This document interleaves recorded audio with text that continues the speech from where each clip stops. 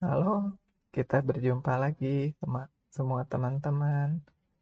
Di pola desain perangkat lunak, seperti biasa, kita akan belajar tentang memento pattern.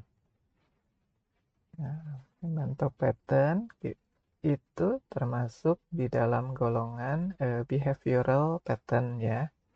Nah, jadi dia lebih ke perilaku dinamisnya ketika kita running gitu ya. Nah, dengan memento pattern ini memungkinkan kita untuk mengcapture dan mengeksternalisasi, katanya ya, internal state dari objek. Nah, jadi ada satu data internal yang penting di objek tersebut. Nah, data itu bisa di save gitu ya, bisa kita simpan gitu, dieksternalisasi istilah umumnya di sini ya, dan kemudian bisa di restore kembali gitu, bisa di load lagi, diaktifkan lagi ke dalam sistem, dan ini semua dilakukan tanpa melanggar enkapsulasi. Nah, di buku Gang of Four definisinya seperti ini: without violating encapsulation, capture and externalize an object internal state so that the object can be restored to the state later gitu ya. Nah, jadi kita sebuah internal state ini bisa disimpan, nanti bisa di-restore lagi. Oke, nah diagram kelasnya seperti ini. Di sini ada kita punya caretaker. Nah, dia di sini ada apa? Agregasi ya. Jadi dia adalah penggunanya ya. Dia menggunakan memento ini. Nah, kemudian memento itu punya di sini state gitu. Nah, state inilah yang bisa di-save, kemudian juga bisa di-restore gitu. Jadi dengan cara di-save, posisi saat itu, keadaan state-nya seperti apa, kita simpan ke tempat lain gitu. Nah, nanti ketika dibutuhkan, posisi yang di-save itu bisa di-restore, dibalikin lagi ke sini, menjadi data yang operasional lagi gitu ya. Nah, untuk mengatur save dan restore-nya, kita punya di sini kelas originatornya. Dia yang melakukan pengaturan ya. Jadi ini bukan turunan kan, tapi dia menggunakan mengatur memento ini. Nah, di sini ya, ada state-nya juga, disimpan di sini ya, bisa disimpan di sini. Nah, jadi kalau metodenya create memento itu akan nyimpen. Jadi gitu, state yang ada saat itu dari memento akan diambil dan disimpan di sini gitu. Nah, untuk set memento, state yang ada di sini nanti akan dikembalikan gitu ya, dikembalikan sehingga nanti balik lagi jadi operasional di sana gitu. Nah, jadi mungkin teman-teman juga pasti sering melakukan hal seperti ini. Kalau teman-teman yang suka pada main game tuh kan, biasa game tuh ada bisa di-save kan posisi tertentu gitu ya. Nah, jadi biasanya misalnya kita bakal ketemu, wah musuh ini yang susah gitu ya. Musuh yang susah, kemungkinan besar kita tuh bisa mati gitu ya. Nah, sama sebelum sampai ke situ, kita save dulu gitu. Nah, kemudian lawan, misalnya ada musuh yang berat gitu ya, lawan yang berat. Nah, kalau misalnya kita sampai mati, nah kita bisa restore lagi ke posisi tadi kan sebelum melawan musuh yang berat itu gitu. Kalau kita nggak save kan, berarti kita mulai gamenya dari awal lagi gitu kan. Capek gitu kan, udah lama, udah level berapa misalnya gitu. Nah, seperti itu juga di Memento. Jadi di posisi tertentu kita bisa save saat itu satu titik, restore supaya kita bisa balik lagi nanti ke sana gitu ya, restore point. Atau kayak teman-teman kalau yang apa ya, nge-backup misalnya kan, nge-backup data, nge-backup database seperti itu ya. Atau di programming kalau kita menyimpan posisi tertentu ke Git misalnya gitu ya, ke repository. Nah, berarti kita bisa balik lagi ke titik itu nantinya gitu. Karena sudah pernah kita save atau database ya, kita backup gitu. Kita bisa tersebut berarti. Nah, dengan memento pattern kita mendefinisikan sebuah objek kelas yang mengingat internal state dari objek yang lain gitu ya. Jadi, nah, caretaker ini akan mengontrol pembuatan memento. Nah, originator ini yang menggunakan memento ya. Ya, dia yang akan melakukan save dan restore dari state tersebut. Nah, save dan state ini kalau tanpa menggunakan memento pattern juga sebetulnya bisa dilakukan ya. Jadi langsung dari kliennya misalnya. Jadi sebagai ilustrasi, misalnya klien itu dia ada database gitu ya. Nah, maka sama dia database ini datanya di save gitu ya, di save. Nah, ini adalah yang disimpannya gitu. State objeknya saat itu posisi database-nya misalnya di save. Nah, tapi di sini klien kode itu dia tetap bisa mengakses langsung ke data yang disimpan ini gitu. Sehingga dia bisa melakukan perubahan gitu ya. Karena dia punya akses di sini gitu. Nah, ini katanya melanggar enkapsulasi, jadi kurang baik gitu. Nah, yang lebih baik modelnya adalah seperti ini gitu. Klien kode kan menggunakan database, ketika database ini datanya disimpan gitu ya ke sana kan, disimpan state-nya, maka data state ini aman, tidak bisa diakses langsung oleh klien gitu. Nanti bisa di-restore lagi datanya gitu ya, tapi tidak bisa diakses secara langsung oleh klien. Jadi dia lebih lebih aman gitu ya. Oke, nah seperti itu ilustrasinya. Memento pattern ini digunakan ketika state internal dari objek itu perlu disimpan supaya bisa direstore lagi gitu ya, disimpan dan direstore lagi. Internal state tidak dapat diekspos atau diakses secara langsung gitu ya oleh interface tanpa mengekspos implementasinya juga. Jadi lewat implementasinya ya. Nah, enkapsulasi harus tetap dipertahankan. Nah, contoh dari Memento ini ya, nah fitur undo ini bisa diimplementasikan menggunakan Memento pattern. Undo itu dapat dilakukan dengan menserialisasi. Nah, ini istilah di Java ya. Jadi diserialisasi data itu. Jadi maksudnya data itu bisa disimpan gitu ya. Jadi posisi objek sebelum terjadi perubahan itu kita simpan gitu ya. Jika ingin melakukan pembatalan, maka kita bisa restore gitu kan. Dapat dilakukan mendeserialisasi state dari objek yang sudah disimpan sebelumnya tadi. Jadi ini ya lawannya, serialisasi dan deserialisasi ya. Ini kalau di Java tuh diistilahkan serialisasi itu seperti ini. Jadi kalau kita punya objek, objek tuh seperti balon gitu. Nah, kalau mau disimpan, kita tuh nggak langsung balonnya disimpan gitu, tapi balonnya dikempesin dulu gitu supaya jadi kecil, baru disimpan. Terus balon yang sudah tidak ada udaranya di dalamnya gitu. Nah, itu ilustrasinya serialisasi sehingga disimpan bisa lebih mudah gitu ya, disimpan atau dikirim lewat jaringan misalnya datanya lebih kecil. Nah, nanti kalau objeknya itu dibutuhkan baru balonnya diambil dan ditiup lagi gitu, dibesarin lagi gitu ya. Baru itulah proses deserialisasi. Nah, ceritanya sebetulnya begitu.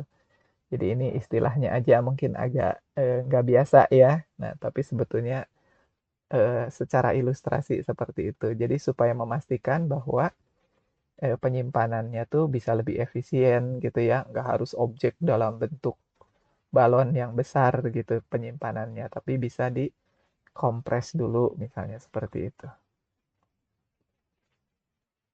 Oke, nah ini contoh kode di Java-nya.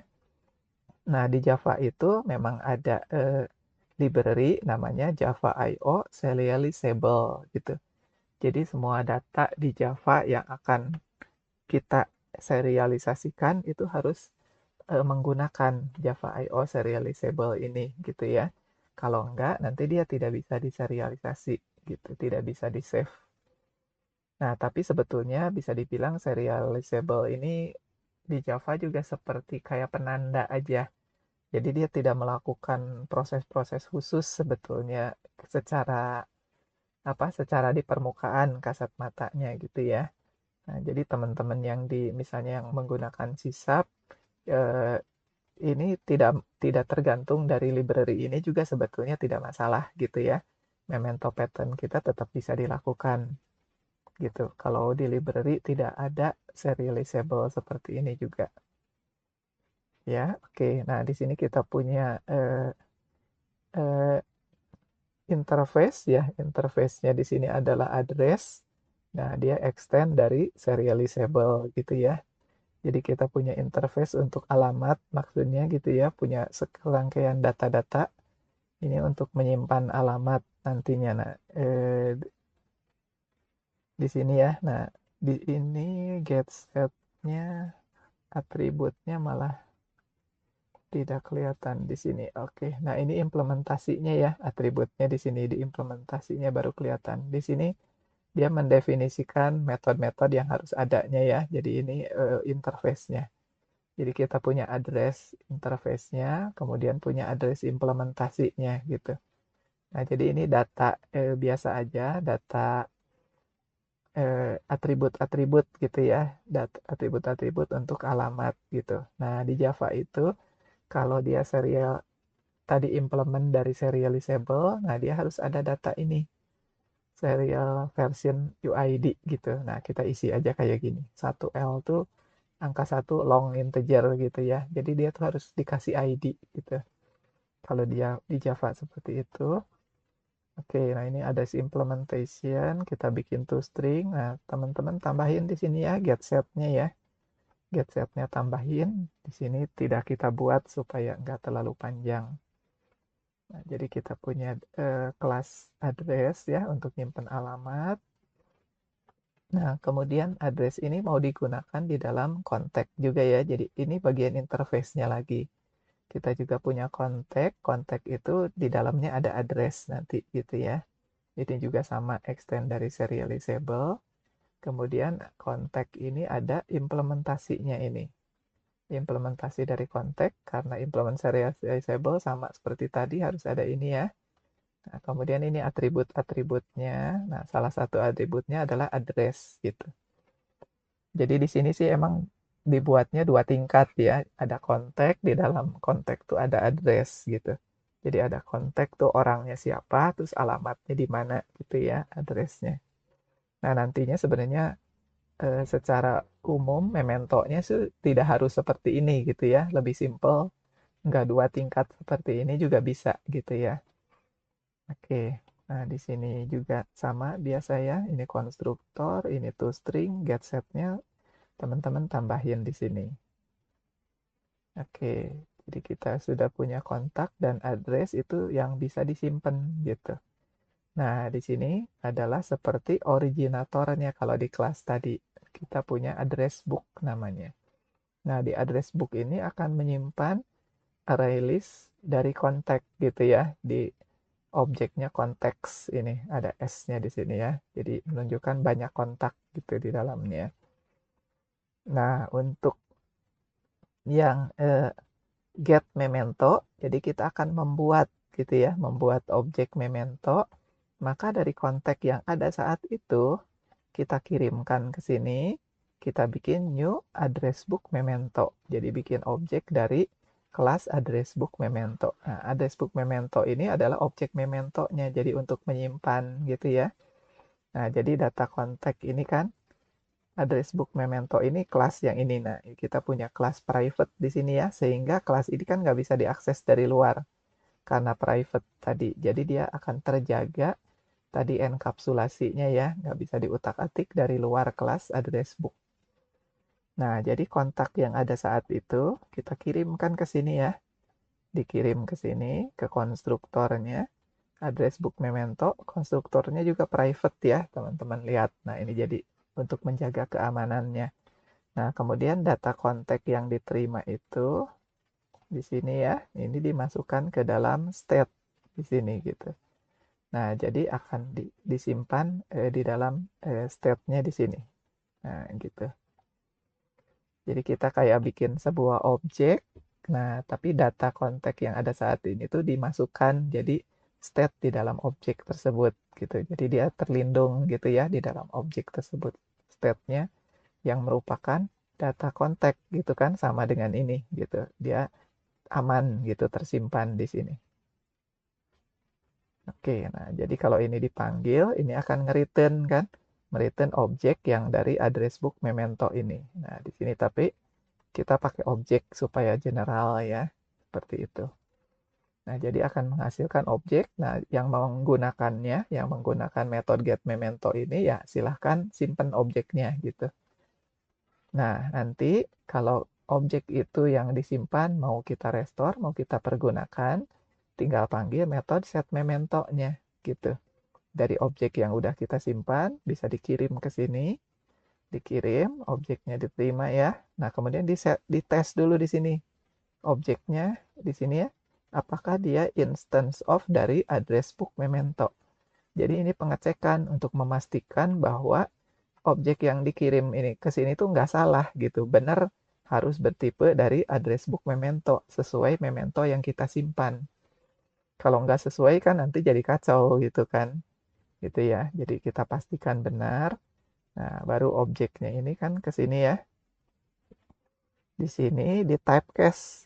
Nah, dari tadinya dia tipenya objek, di typecast jadi address book memento gitu ya. Nah, supaya mudah ke depannya langsung kita tunjuk dengan reference baru yaitu memento di sini ya. Jadi memento ini sebenarnya nunjuk ke objek ini sama. Cuma sudah di typecast jadi nggak harus typecast terus-terusan. Nah, sesudah di typecast di sini dari memento itu ambil state-nya. Nah, seperti tadi kan karena datanya tuh ada di sini.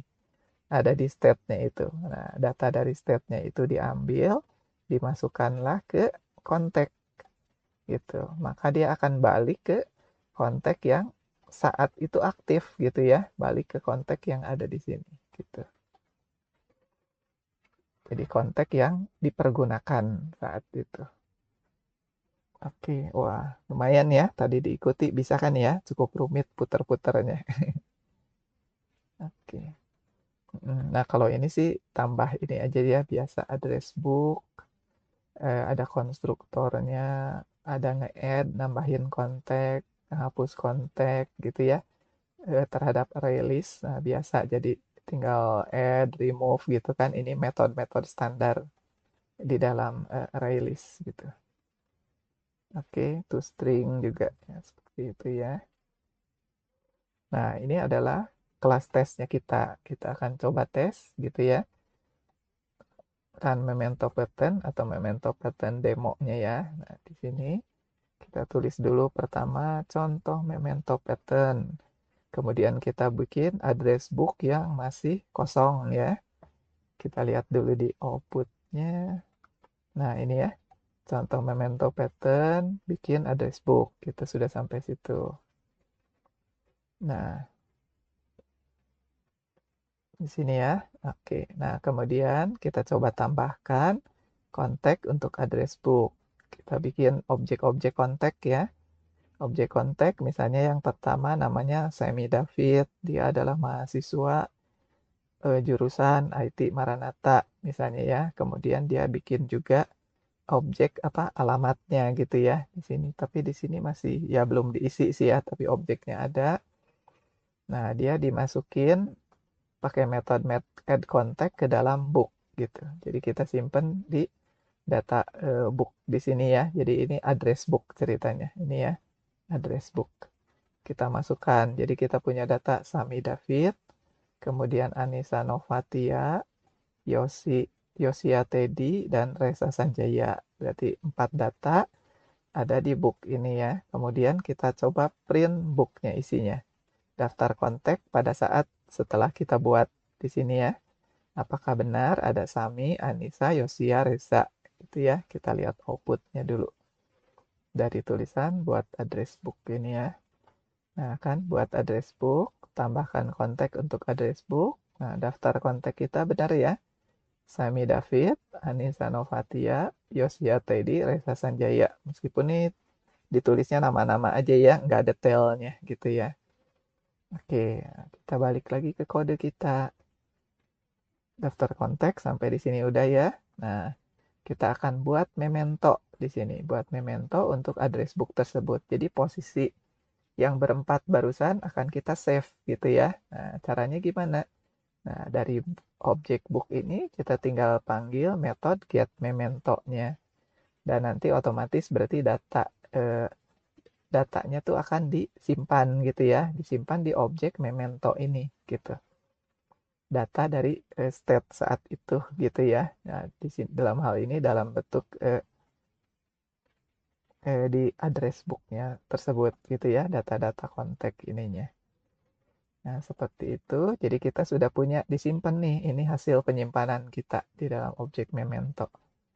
Nah, memento yang terbentuk bisa dipakai untuk set state dari address book ini atau juga di address book yang lain ya, untuk kembali maksudnya, atau diisi dengan data yang tadi udah di save di sini. Nah, kemudian ceritanya kita akan buat data baru di address book, kita hapus semua. Jadi data-data yang tadi kita hapus semua, di remove ya. Kemudian kita tambahin data-data baru, yaitu Himawan Setiawan, Ivana Wijaya, Yuryo Tanwinwin, dan Antoni Senjaya. Kemudian kita print di sini ya, daftar kontaknya. Kita lihat ya, Himawan sampai Antoni ini. Oke, buat memento untuk address book, ya mementonya kita save. Ya, ini penjelasannya ya yang tadi. Nah, kita bikin data address book yang baru kan, dengan data-data baru yaitu Himawan Setiawan, Ivana Wijaya, Yuryo Tanwindin, dan Antoni Senjaya. Kita sudah punya. Jadi posisi sekarang address book kita isinya yang 4 ini gitu ya. Himawan dan kawan-kawan. Kalau yang semi tadi udah kita hapus kan, nggak ada. Nah, kita sekarang coba. Nah, di sini kita akan gunakan memento object untuk mengembalikan address book ke state sebelumnya. Nah, jadi dari objek memento yang tadi kita sudah simpan di sini, kita ambil, kita kasih ke sini. Nah, gitu ya. Kita kasih ke sini memento itu dengan memanggil set memento gitu ya di objek book ini. Maka datanya akan dikembalikan, si data-data address book itu dari penyimpanan kita gitu. Nah, jadi kita kasih keterangan address booknya di restore, kita lihat hasil kontaknya saat ini jadi seperti apa. Nah, kita lihat di outputnya ya. Nah, gunakan memento object untuk mengembalikan address book ke state sebelumnya. Sesudah berhasil di restore, data kontaknya kita lihat, Semi David, Anissa Novatia, Yosia Teddy, Reza Senjaya gitu ya. Padahal terakhir kan ini ya, Himawan dan kawan-kawan. Nah, jadi ini udah ditimpa lagi dengan data yang tadi hasil menyimpan di sini gitu. Jadi ditimpa ke sini. Gitu ya. Jadi data yang kita tadi ganti dengan ini, ketika kita restore lagi langsung balik lagi ke posisi yang ini gitu. Data-data yang ininya hilang karena ketimpa. Nah, kebetulan di sini datanya 44 ya. Sebenarnya nggak harus sama gitu ya. Jumlah datanya berbeda juga tetap akan ketimpa semua gitu ya. Seperti itu. Oke, nah ini yang di sisapnya, ini juga sama ya. Oke, di sini metodenya copy, kemudian ini addressnya. Oke, address ini sama ya. Biasa, konstruktor dan kawan-kawan. Nah, di sini ada interface kontaknya, kemudian kontak implementasinya dari yang e-kontak tadi ya. Ini atribut-atributnya, ini serial. Kalau di sisap sih sebenarnya ini nggak perlu juga ya, nggak apa-apa.